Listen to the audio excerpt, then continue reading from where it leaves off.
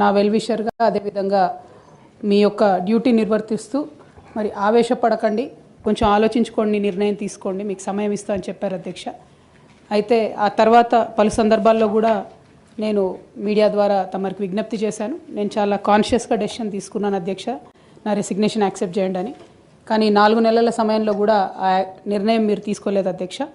అందుకనే ఇవాళ తమరిని మళ్ళీ సమయం అడిగి ఫ్లోర్లో మాట్లాడి అసలు ఈ నిర్ణయం తీసుకోవడానికి కారణం ఏంది, ప్రజలకు తమరి ద్వారా ఎక్స్ప్లెయిన్ చేయాలన్నటువంటి ఉద్దేశంతో సమయం అడిగాను అధ్యక్ష. తమరు దయతోని సమయం ఇచ్చినందుకు ధన్యవాదాలు తెలియజేస్తా ఉన్నాను అధ్యక్ష. ముందుగా ఈ రాష్ట్రంలో 4 కోట్ల మంది ప్రజలుంటే 40 మంది మనం ఎమ్మెల్సీలో ఉంటాం అధ్యక్ష. పెద్దల సభలో కూర్చోవడం అనేటటువంటిది చాలా పెద్ద గౌరవం. ఇటువంటి గౌరవాన్ని నాకు ఇచ్చినటువంటి బీఆర్ఎస్ పార్టీకి, అట్లానే నిజామాబాద్లో నాకు ఓటు వేసి గెలిపించినటువంటి మా ఎంపీటీసీ జెడ్పీటీసీ సభ్యులకు ధన్యవాదాలు తెలియజేస్తూనే, నాకు ఇచ్చినటువంటి ఈ బాధ్యతను నేను నిర్వహించడానికి అదే బీఆర్ఎస్ పార్టీ నుంచి నాకు అనేకమైనటువంటి కట్టుబాట్లు ఎదురవుతూ ఉన్నాయి. కాబట్టి ఆ పార్టీ ద్వారా సంక్రమించినటువంటి పదవిని పెట్టుకోవడం అన్నది నైతికత కాదు. కాబట్టి ఆ పార్టీ ఇచ్చినటువంటి పదవికి రాజీనామా చేయాలని చెప్పి నిర్ణయం తీసుకున్నాను అధ్యక్ష. దాన్ని తమరు యాక్సెప్ట్ చేయాలని ఫ్లోర్ ఆఫ్ ది హౌస్లో అడుగుతా ఉన్నాను అధ్యక్ష. అదేవిధంగా అధ్యక్ష, తమరికి తెలుసు అధ్యక్ష, నేను గత 20 సంవత్సరాలుగా ప్రజా జీవితంలో ఉన్నటువంటి వ్యక్తిని. తెలంగాణ ఉద్యమ సందర్భంలో అనేక మంది కేసీఆర్ గారి నాయకత్వం పట్ల, ప్రొఫెసర్ జయశంకర్ గారి నాయకత్వం పట్ల ఇన్స్పైర్ అయ్యి ఎంతోమంది ఉద్యమంలోకి వచ్చినటువంటి వ్యక్తుల్లో నేను ఒకదానిగా ఆనాడు 2006లో ఉద్యమంలోకి వచ్చాను అధ్యక్ష. 2006లో నేను ఉద్యమానికి వచ్చేటప్పటికే బీఆర్ఎస్ పార్టీ పొలిటికల్గా ఒక శక్తిగా ఎదిగింది అధ్యక్ష. ఆనాటికే యూనియన్ క్యాబినెట్ మినిస్టర్గా కేసీఆర్ గారు కూడా ఉన్నారు. అయినప్పటికీ నేను బీఆర్ఎస్ పార్టీలోకి రాకుండా ఇండిపెండెంట్గా తెలంగాణ జాగృతి అనేటటువంటి సంస్థను స్థాపించి, ఆ సంస్థ ద్వారా తెలంగాణ ఉద్యమంలో ఎక్కడైతే గ్యాప్ ఉందో ఆ గ్యాప్ని ఫుల్ఫిల్ చేయడానికి, ముఖ్యంగా మహిళా లోకాన్ని తెలంగాణ ఉద్యమంలోకి తీసుకురావడానికి, యువమిత్రుల్ని తెలంగాణ ఉద్యమంలోకి తీసుకురావడానికి అనేక కార్యక్రమాలు చేపట్టడం జరిగింది అధ్యక్ష. అందులో ప్రధానంగా ఏదైతే మన సంస్కృతి గురించి అనేకమైనటువంటి చిన్నచూపు చూసేటటువంటి పరిస్థితి ఉన్నటువంటి సందర్భంలో మన బతుకమ్మ మన గౌరవం అని చెప్పి బతుకమ్మ పండుగను ముందుకు తీసుకెళ్ళి నేను ఊరూరా తిరుగుతూ మరి బతుకమ్మ పండుగ మన ఆత్మగౌరవానికి ప్రతీక అని చాటి చెప్పేటటువంటి ప్రయత్నం చేశాను అధ్యక్ష.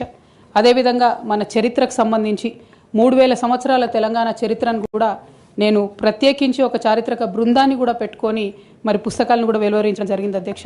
తెలంగాణలో ఉన్నటువంటి చారిత్రక కట్టడాలను పరిరక్షించడానికి, ఆ కట్టడాల చుట్టూ ఉన్నటువంటి చరిత్రను కూడా నేను నిక్షిప్తం చేయడానికి చేయని ప్రయత్నం అంటూ లేదు అధ్యక్ష. అట్లానే ప్రధాన స్రవంతి మీడియాలో, సినిమాల్లో మనకు జరుగుతున్నటువంటి అవమానం పట్ల ఆనాడు ఉమ్మడి రాష్ట్రంలో చాలా తీవ్రంగా కొట్లాడడం జరిగింది అధ్యక్ష.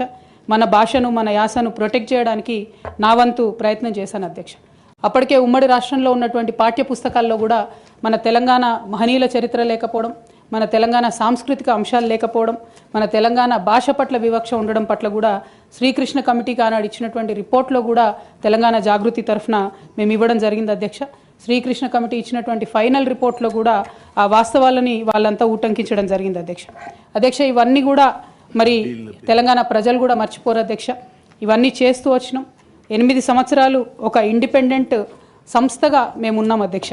అదేవిధంగా సాంస్కృతిక పరమైన అంశాలే కాకుండా బాలికల విద్య పట్ల, ఆదివాసీల హక్కుల పట్ల, మన ప్రాంతంలో ఉన్నటువంటి పరిశ్రమల్లో మన ప్రాంత ఉద్యోగులకే, మన ప్రాంత యువకులకే ఉద్యోగాలు దక్కాలనేటటువంటి అంశాల పట్ల కూడా ఆనాడు మేము పోరాటం చేయడం జరిగింది అధ్యక్ష. 2004లో నేను వాస్తవానికి అప్పటికే అమెరికాలో ఉద్యోగాలు చేస్తూ ఉన్నాం అధ్యక్ష.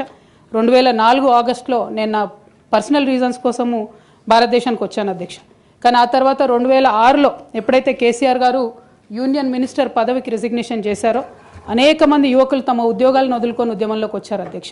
వారితో పాటే నేను కూడా ఉద్యమంలోకి వచ్చాను అధ్యక్ష. వేలాది మందిని వారు ఇన్స్పైర్ చేసినట్టే నన్ను కూడా ఇన్స్పైర్ చేశారు అధ్యక్ష. అయితే మీ అందరికీ తెలుసు అధ్యక్ష, ఉద్యమంలో మనందరం కూడా కష్టపడ్డాం, పార్టీలకు అతీతంగా కష్టపడ్డాం. అనేక సందర్భాలు జరిగినాయి. చాలా సక్సెస్ఫుల్గా మన అంశాలని మనం ప్రజలకు చెప్పగలిగినాం, భావజాల వ్యాప్తి చేయగలిగినాం. అయితే అధ్యక్ష 2013-14లో తెలంగాణ ఉద్యమాన్ని మలుపు తిప్పేటటువంటి కీలక ఘట్టాలు జరిగినాయి అధ్యక్ష. 2013లో ఆనాడు కాంగ్రెస్ పార్టీలో ఉన్నటువంటి కొంతమంది నాయకులు మరి కేసీఆర్ గారిని మీరు ఢిల్లీకి రండి, సోనియా గాంధీ గారు నిర్ణయం తీసుకున్నారు తెలంగాణ ఇస్తారని చెప్పి పిలిపిస్తే మేము కుటుంబ సమేతంగా 2013లో ఢిల్లీకి వెళ్ళడం జరిగింది అధ్యక్ష. కానీ వెళ్ళిన తర్వాత 2 నెలలు కూడా దాదాపుగా కనీసం కాంగ్రెస్ పార్టీలో పెద్ద నాయకులు కానీ చిన్న నాయకులు కానీ ఎవరు పలకరించిన పాపన పోలేదు అధ్యక్ష. ఆనాడు ఈ ఘట్టం నేను ఈ హౌస్లో రికార్డు కావాలని చెప్తా ఉన్నా అధ్యక్ష. ఎందుకంటే ఇవాళ అనేక మంది తెలంగాణ ఉద్యమంతో సంబంధం ఉన్నవాళ్ళు లేని వాళ్ళు కొత్తగా రాజకీయాల్లోకి వస్తున్నటువంటి వాళ్ళు కూడా తెలంగాణ ఉద్యమంలో మీ పాత్ర ఏంటి అని మాట్లాడుతున్నటువంటి సందర్భంలో గల్లీలో కొట్లాడటమే కాదు ఢిల్లీలో లాబియింగ్లో కూడా నా పాత్ర ఉందని చెప్పడానికే హౌస్లో ఈ మాట చెప్తా ఉన్నాను అధ్యక్ష. అయితే 2013 అధ్యక్ష జూలై ఆగస్ట్ టైంలో మరి అక్కడే ఉన్నాము, ఎక్కడ కూడా కదలిక లేదు. అటువంటి సందర్భంలో ఆనాడు మేడం సోనియా గాంధీ గారు ఎవరైతే ఈ కీలకమైన నిర్ణయం తీసుకోవాలో వారికి సంబంధించి ముఖ్య అనుచరుడుగా ఆస్కర్ ఫెర్నాండెస్ గారు ఉండేవారు అధ్యక్ష. తమరందరికీ తెలిసి ఇప్పుడు లేరు, వారు పెద్దవారు. అయితే వారితో నాకున్నటువంటి సొంత పరిచయాలతోని వారికి కేసీఆర్ గారికి సపరేట్గా నేను ఒక మీటింగ్ పెట్టించడం జరిగింది అధ్యక్ష. ఇదంతా in the interest of the state formation అధ్యక్ష. ఆ తర్వాత సోనియా గాంధీ గారు ఇంటర్ఫియర్ అయ్యి ఒకటే రోజులో అధ్యక్ష 7 నుంచి 8 సార్లు కమ్యూనికేట్ అయ్యి మాట్లాడి ఆ తర్వాత తెలంగాణ సాధన అనేటటువంటి అంశం ముందుకెళ్ళింది అధ్యక్ష. ఆ విషయం తమరికి కూడా తెలుసు అధ్యక్ష. 2013 ఆగస్టు సెప్టెంబర్ నుంచి మొదలు పెడితే 2014లో తెలంగాణ బిల్లు పాస్ అయ్యేంత వరకు కూడా మనందరం కూడా నిప్పుల కుంపటి మీద కూర్చున్నాం అధ్యక్ష. ఏ క్షణంలో ఏ ఆంధ్ర లాబీయిస్టులు వచ్చి ఇది చెడగొడతారో, ఏ క్షణంలో తెలంగాణ రాకుండా పోతుందో అని అందరం కూడా ఏమంటారు దీపపు చుట్టూ చేయబెట్టిన కాపాడుకున్నట్టు మనందరం కూడా ప్రయత్నం చేసినాం అధ్యక్ష. అందులో నా పాత్ర కూడా కొంత ఉంది అని చెప్పడానికే ఈ విషయాన్ని నేను చెప్తా ఉన్నాను అధ్యక్ష.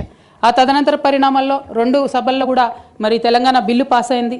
తర్వాత టీఆర్ఎస్ అప్పుడు టీఆర్ఎస్ ఉన్నటువంటిది కాంగ్రెస్లో మర్జ్ అవ్వాలనేటటువంటి ఒక పొలిటికల్ డెసిషన్ జరుగుతున్న సందర్భం అధ్యక్ష.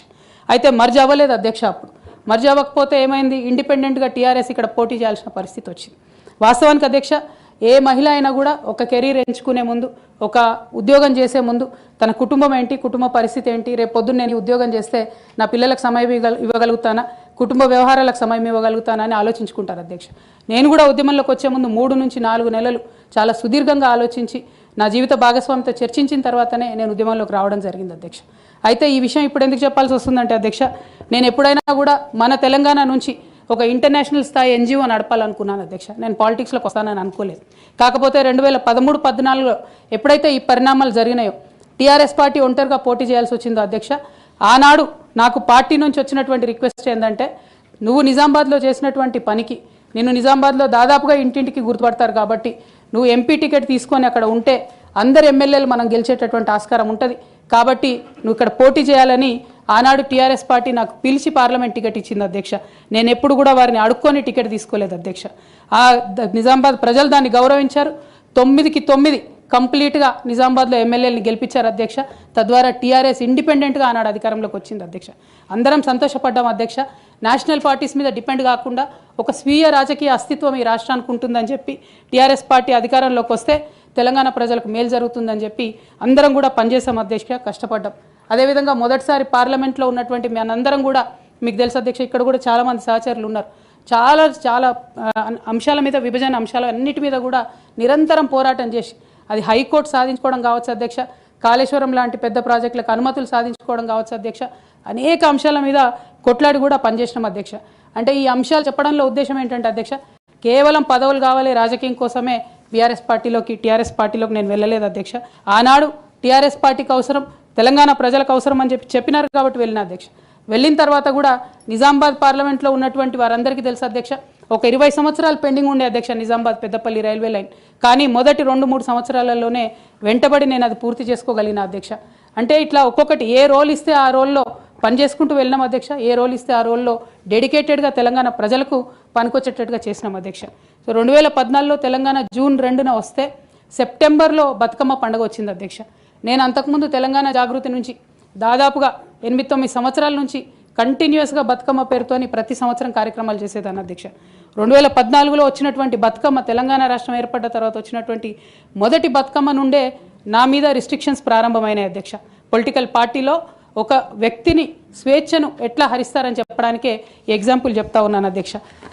ఇక్కడ పర్సనల్ ఇష్యూస్ మాట్లాడకుండా నేను రూల్ పొజిషనే కోట్ చేసి మాట్లాడతాను అధ్యక్ష. Section 29A of representation of peoples act ఉంటుంది అధ్యక్ష. It is a statutory obligation for political parties to follow democratic norms. అంటే ఒక వ్యక్తి ఒక పార్టీలో చేరాడంటే ఆ వ్యక్తి యొక్క భావజాలాన్ని కానీ, ఆ వ్యక్తి యొక్క భావ ప్రకటన స్వేచ్ఛను కానీ ఆ పొలిటికల్ పార్టీస్ హరించడానికి లేదు అధ్యక్ష. నేను గత 8 సంవత్సరాలుగా ఇండిపెండెంట్గా ఒక వ్యక్తిగా సంస్థను నడుపుతూ చేస్తున్నటువంటి ప్రయత్నాలని అడ్డుకట్ట వేయడానికి మొదటి రోజు నుంచే ప్రయత్నం జరిగింది అధ్యక్ష.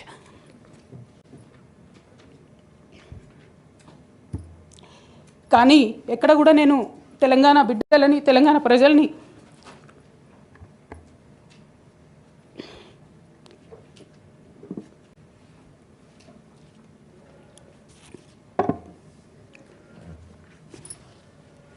వాళ్ళను డిసప్పాయింట్ చేయదు కాబట్టి నవ్వుతూ పనిచేస్తూ వెళ్ళిపోయిన అధ్యక్ష ఇప్పుడు నా దగ్గరికి ఎప్పుడు పెద్దవాళ్ళు, పైరవికారులు, కాంట్రాక్టర్లు ఎవరు రాలేదు అధ్యక్ష. నేను ఎప్పుడు కూడా పేద ప్రజల మధ్యలోనే ఉండి పనిచేస్తున్నాను అధ్యక్ష.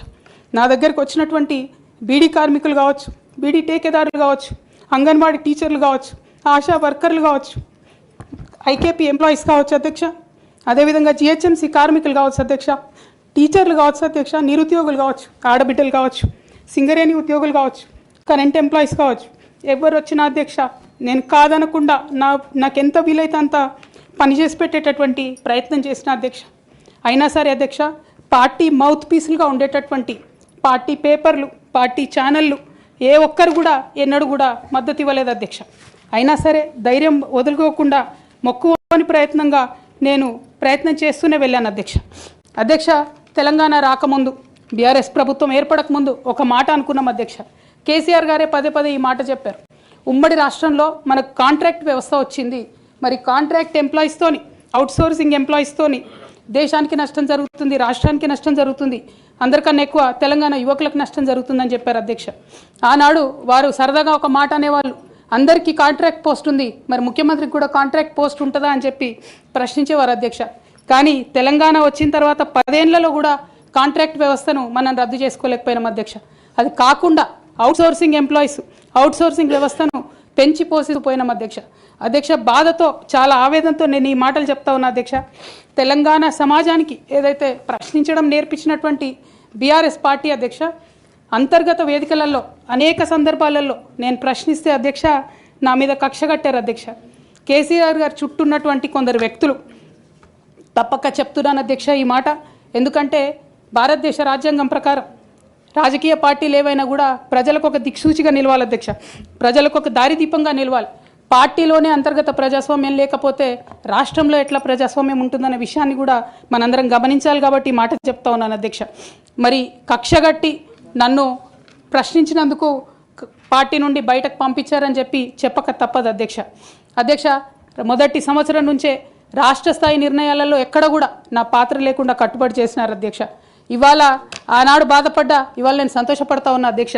ఎందుకంటే అధ్యక్ష ధర్నా చౌక్ రద్దు చేయడం అనేటటువంటిది ప్రజాస్వామిక హక్కుల్ని కాలరాయడంలో మొదటి మెత్త అధ్యక్ష. ఆనాడు ఇంటర్నల్గా ఎంత ప్రొటెస్ట్ చేసినా కూడా రాష్ట్రం వచ్చింది, ఇప్పుడు ధర్నాలు ఎందుకు, దరఖాస్తులు లేవు, ధర్నాలు లేవు, అన్ని పనులు చేసి పెడతామని చెప్పుకుంటూ వెళ్ళడం జరిగింది అధ్యక్ష. అట్లానే రైతులకు జరిగినటువంటి అక్రమ అరెస్టులు అధ్యక్ష, ఇవాళ ఒక్కొక్క దగ్గర నుంచి రైతులు మాట్లాడుతూ ఉంటే బాధ తట్టుకోలేకపోతున్నాం అధ్యక్ష. అదేవిధంగా పార్టీలో జరుగుతున్నటువంటి అవినీతి అధ్యక్ష, ప్రభుత్వంలో జరుగుతున్నటువంటి అవినీతిని ఎప్పటికప్పుడు నేను వారి దృష్టికి తీసుకెళ్లడం జరిగింది అధ్యక్ష. అమరజ్యోతి నుంచి మొదలు పెట్టుకుంటే అధ్యక్ష, అంబేద్కర్ విగ్రహం దగ్గర నుంచి మొదలు పెట్టుకుంటే అధ్యక్ష,